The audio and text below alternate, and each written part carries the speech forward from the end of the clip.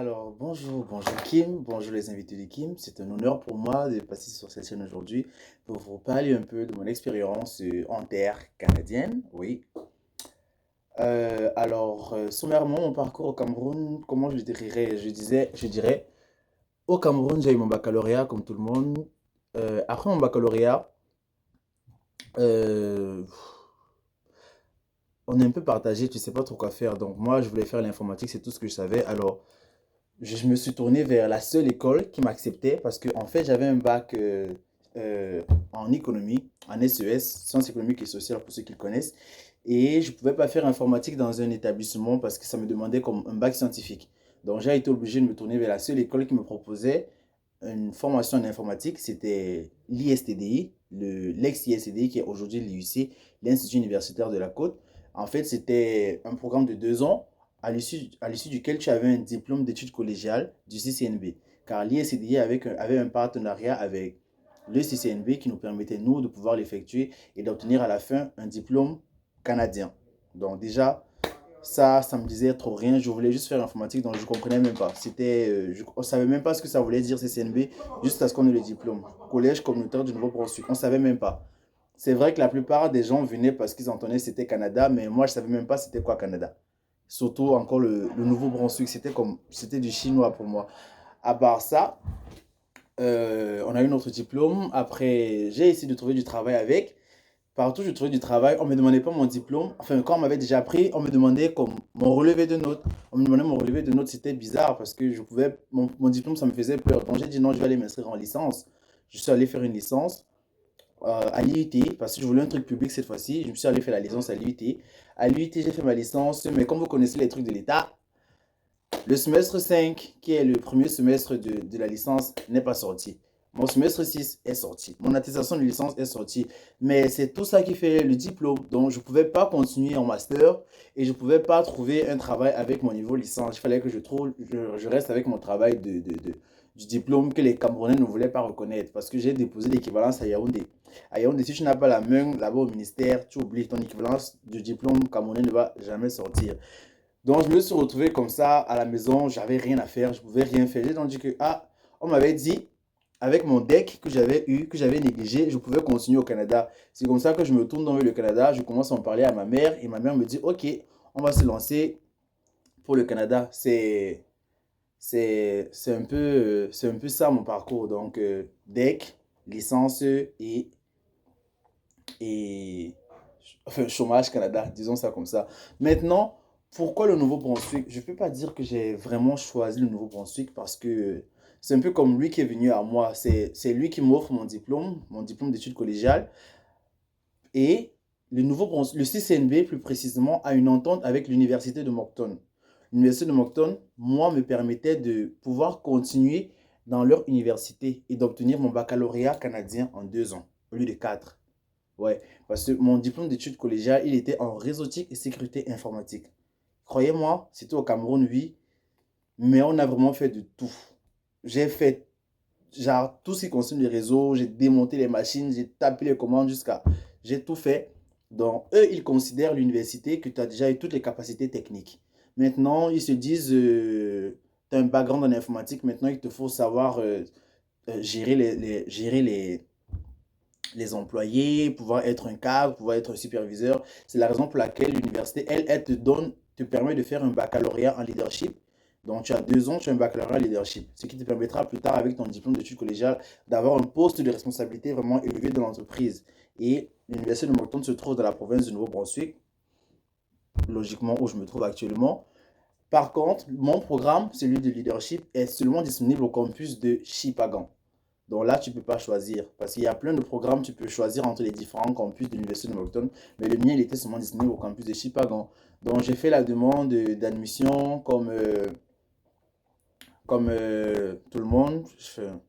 Comme tout le monde, oui, j'ai eu mon visa. Et j'atterris à Montréal. Je fais 2 semaines avant de venir dans ma ville de Chipagan. Chipagan, c'est pas pour ceux qui sont à Douala au Cameroun, c'est une toute petite ville. Les gens appellent ça un village, c'est une toute petite ville, c'est comme Bonamoussadi. Bonamoussadi, pourquoi? Parce que c'est une toute petite ville, tout est là. Tout est là, tu peux accéder à tout vraiment à pied. l'université, elle est là, la salle de gym, elle est là, Service Canada, c'est là, Service Nouveau-Brunswick, c'est là, pour manger, c'est là, pour...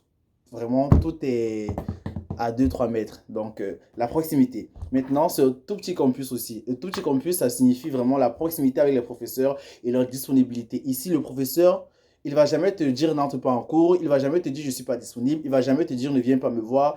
C'est tout le temps, il est disponible, c'est tout le temps, il est prêt à répondre à tes questions, c'est tout le temps, le professeur, il est là pour toi. Ça, c'est ça l'avantage de ce petit campus-ci.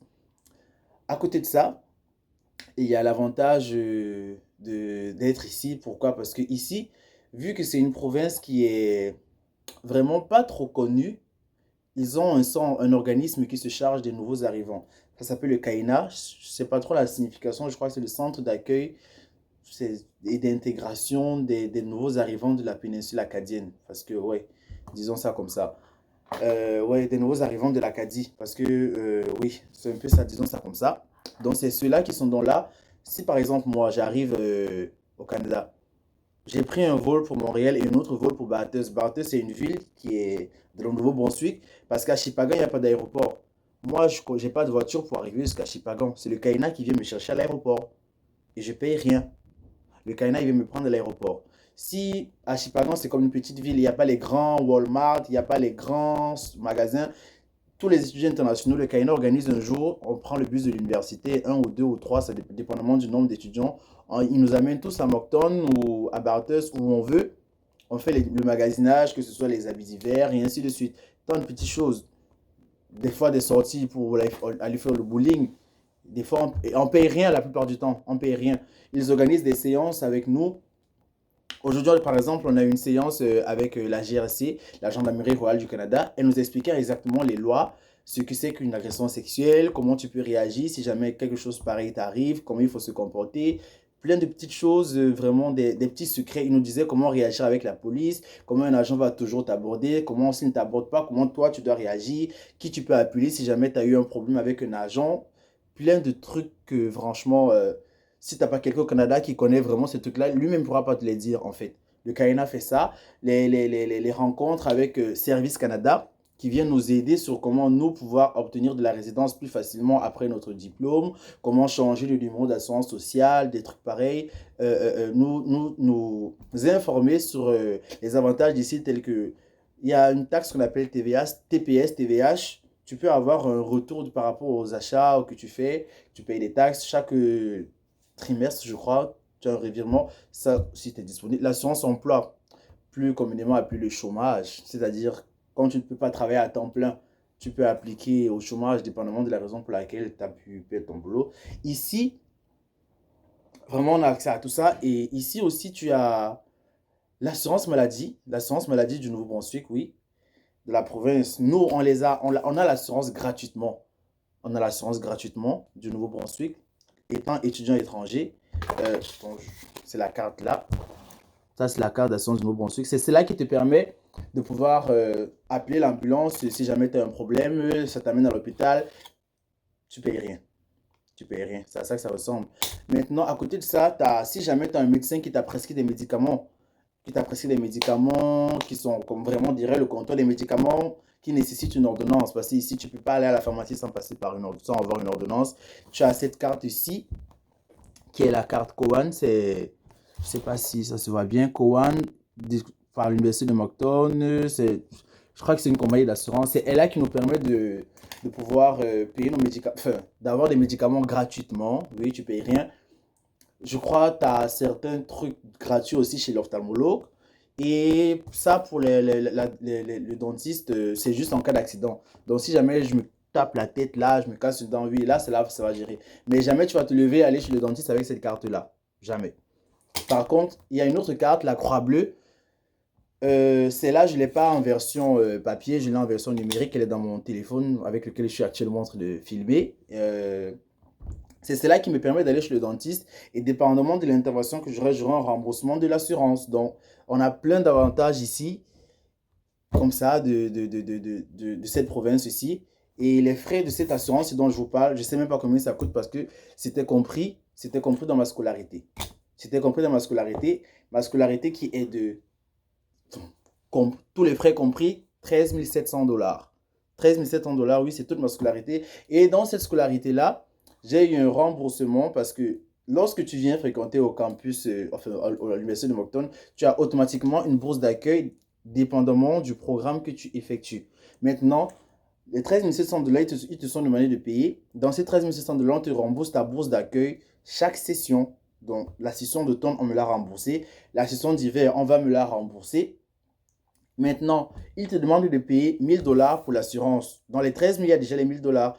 Et dès lors que tu arrives sur place, tu souscris à cette assurance qui est gratuite. Tes 1000 dollars que tu avais payés pour l'assurance te sont entièrement remboursés. Donc, déjà, vous voyez que le montant de 13 700 dollars, là, il commence à diminuer vraiment graduellement. Euh, quoi d'autre? Quoi d'autre? Franchement, il y a tellement à dire ici, je ne sais même pas. Je peux pas tout dire, il y a tellement à dire. Donc, côté scolarité, c'était ça. Avantage, Nouveau-Brunswick, je crois, les gros, c'était ça parce que le CAINA se charge de tout. Les activités, comme la visite il y a une activité que j'ai vraiment adorée, c'était la visite du village historique acadien.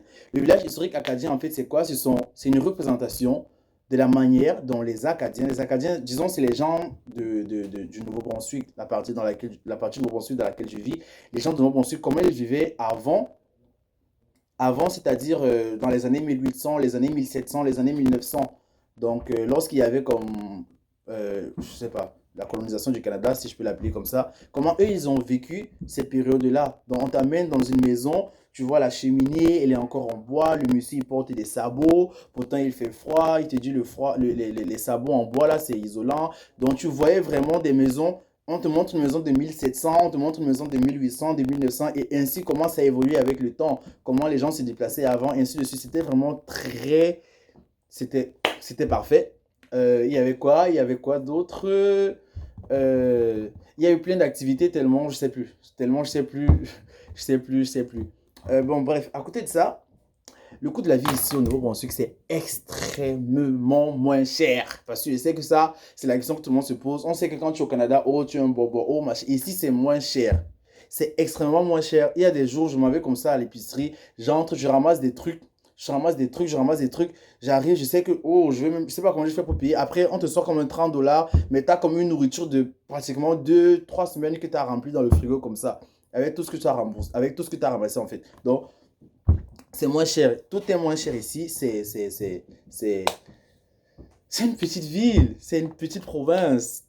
La vie est vraiment moins chère. Je sais pas quel exemple prendre là actuellement. Mais la vie est vraiment moins chère. Ça, c'est trop moins cher même. J'ai envie de dire trop moins cher. Pourtant, ça se dit pas. À côté de ça, euh, moi, personnellement, je suis arrivé, j'ai trouvé du travail en 2 semaines. Ici, il y a 2 ans passés, c'était pas possible pour un noir de travailler facilement parce que déjà, ils connaissaient pas les noirs. En fait, ici, le truc, c'est que tu vas tomber sur des Acadiens qui sont jamais sortis de l'Acadie. Leur monde, c'est leurs petits chiens, leurs voisins et je sais pas, leur travail, si jamais ils travaillent. C'est tout. Il n'a jamais vu de noir, donc ils sont pas racistes, pas du tout. Ils sont comme, il va toujours venir te demander d'où tu viens, genre comment tes cheveux, ou est-ce que tu as fait un truc, c'est ça en fait, c'est ça. Très accueillant, très chaleureux. Donc 2 ans passés, eux ils savaient pas ce que c'était, donc je peux dire que ceux que mes camarades qui étaient là avant, c'est ce qu'ils disaient, tu pouvais pas travailler comme facilement. Mais aujourd'hui, tu vois des noirs, bon, pas des noirs partout, des étudiants internationaux partout à Chipagan. Donc moi, personnellement, je travaille au Tim Hortons. Tim Hortons, dès que je suis arrivé, étant au Cameroun, déjà, j'avais déjà appelé mes camarades de classe parce que eux, après leur deck, ils sont venus directement. Moi, j'ai perdu un an pour avoir la licence. Eux, après leur deck, ils sont venus directement. Je leur ai dit, trouvez-nous la maison pour qu'on puisse vivre ensemble. Donc, j'ai vécu avec mes colocataires là. Ce sont mes amis, mes collègues, mes camarades de classe avec qui j'ai vécu, j'ai fréquenté au Cameroun, oui. Euh, dès que je suis arrivé, j'ai seulement pris le CV de mon colocataire, de mon ami avec qui je vis. J'ai seulement changé mon nom, j'ai juste mis mon nom. J'ai même laissé son numéro parce qu'il n'y avait pas encore de puce du Canada. Je suis parti déposer. Il m'a dit, l'entretien va se passer au campus mardi. Je suis passé au campus mardi, c'était dans une salle. J'ai répondu aux questions. Il m'a seulement dit, va chercher tes chaussures, ton habit, ton uniforme. Tu vois comment. C'est comme ça que ça s'est passé, direct, direct. C'est tellement facile parce qu'il y a quoi? Il y a le Tim Hortons, il y a le Pizza Delight, je crois qu'il y a que le Subway qui n'a pas encore embauché des Noirs ici à Chipagan. Parce que le Subway de Moncton, lui, Donc, c'est un peu ça. C'est tellement facile. Maintenant, l'avantage aussi qu'on a, c'est que tout le monde sait qu'on peut travailler que 20 heures semaine. Tout le monde sait qu'on peut travailler que 20 heures semaine. Et on se dit, avec 20 heures semaine, tu ne peux pas payer ta scolarité. Et ouais, c'est un peu ça.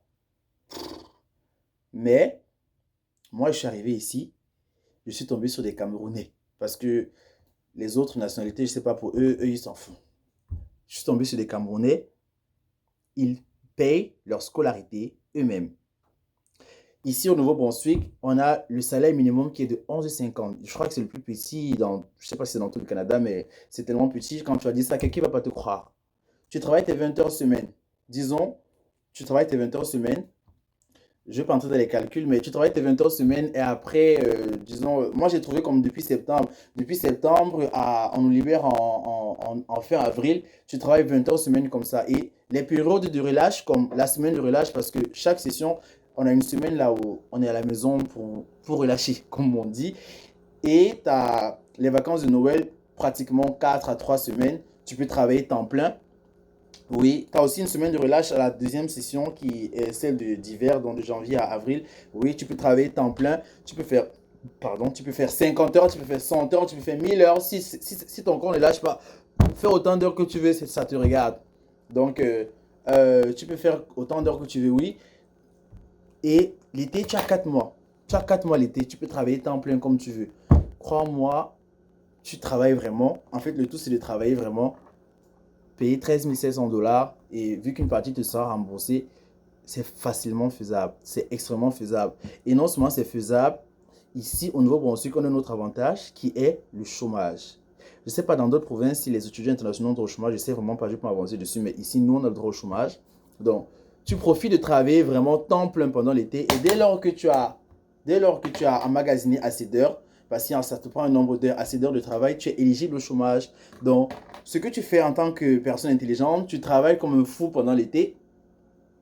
Dès lors que la rentrée arrive, là où tu redescends à 20 heures semaine, tu ne peux plus faire temps plein.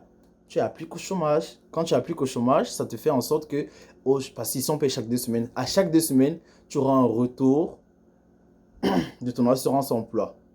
Chaque 2 semaines, tu es là, étudiant international de ton état.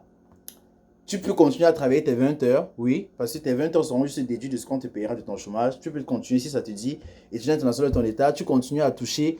Tu peux aller dépendamment du nombre d'heures et du nombre d'argent que tu as eu à gagner pendant l'été, ton chômage peut être entre de 6 à, bon, je crois que notre record ici c'est 900. Celui-là, il a vraiment percé. Donc de 600 à 900 aux 2 semaines, tu reçois ça, étudiant international. Donc franchement, c'est juste le fun, comme ils disent ici. C'est juste le fun. Quoi d'autre? Donc pour moi c'est facile. Pour moi, c'est facile. Et ouais, on a toutes les tactiques en fait. Et c'est le CAINA qui nous donne toutes les tactiques. Le CAINA nous organise des réunions avec le fédéral. On a des réunions avec le fédéral. Le fédéral, il m'a dit ma licence que j'ai eue au Cameroun, lorsque je demandais ma résidence permanente ici, je pourrais même faire l'équivalent de celle-là. Vu qu'elle est différente du domaine que je fais actuellement, ça va m'augmenter tellement de points. Et ouais, le DEC que j'ai eu au Cameroun, c'est un diplôme d'études collégiales, c'est un diplôme canadien, je tiens à le préciser. Il est canadien, il est valable ici. Aujourd'hui, je suis même allé au CCNB. Je suis même allé au CCNB pour demander mes relevés de notes parce que les relevés de notes que j'avais, c'était des relevés de notes de l'IUC. Je suis arrivé ici aujourd'hui, je me suis dit, donc, je vais me relever de notes. Genre, puisqu'au Cameroun, quand on fréquentait, on nous disait toujours, on va envoyer vos notes au CCNB, on va envoyer vos notes au CCNB. Donc là, comme j'étais sur place, je suis allé au CCNB, je leur ai dit, je vais me relever de notes. Donc, on m'a dit, pas de souci, tu remplis le formulaire, on te les envoie tout de suite. J'ai dit, ok. Donc, ouais, donc il est vraiment canadien ton diplôme. Canadien. Je conseille vraiment à beaucoup ceux qui aiment l'informatique d'aller faire cette formation parce qu'elle est vraiment très, très, très, comment dire, genre tu apprends beaucoup. Tu apprends beaucoup et, mon frère, tu viens avoir le baccalauréat canadien en 2 ans que de payer 4 ans encore ici là. La première année, si tes parents veulent, ils payent. Ils payent. Dès que tu es là, tu charbonnes jusqu'à. Tu finis, tu quittes derrière les problèmes. Et puis c'est tout. Donc il y a ça. Maintenant, ce qu'on peut retenir du Nouveau-Brunswick, je sais pas. Le Nouveau-Brunswick, c'est la meilleure ville, pardon, c'est la meilleure province pour pouvoir débuter au Canada parce qu'elle est moins chère, elle est très accueillante, elle est chaleureuse, on y parle français, on y parle français on y parle français. Parce que, oui, on est bilingue ici, mais quelqu'un qui te parle anglais, tu le reprends en français, il va te parler français. Ici, on parle français. C'est pas différent on y parle français. Donc, pour tous nos amis francophones qui se disent que le Canada, c'est l'anglais, là, non, on y parle français. Et c'est bien, ça te permet de démarrer. Ici, tu peux payer tes études toi-même, tu peux te prendre en charge toi-même. Tu peux comme monter un tout petit peu avant de te déplacer dans maintenant, dépendamment de la province là où tu veux aller, où tu voudras après. Mais ici, c'est bien parce que je sais qu'ailleurs, les montants de scolarité, c'est souvent dans les bas 15 000, les bas 20 000 et autres. On se connaît. Et la vie, ici, il n'y a pas les transports. Ici, il n'y a pas les transports parce que, comme je vous dis, tout est petit. Tout le monde a sa voiture. Moi, je vais plus ma voiture bientôt parce qu'il le faut. Donc, mais entre-temps, genre, si tu as un problème, le Kayna est là, tu appelles le Kayna, il te, il te drive, il te conduit où tu veux aller, ou tu as un ami qui a la voiture et puis c'est simple. Donc, tu ne payes pas les transports. Et comme je t'ai dit, si tu es malade, moi, je me suis fait arracher la dent.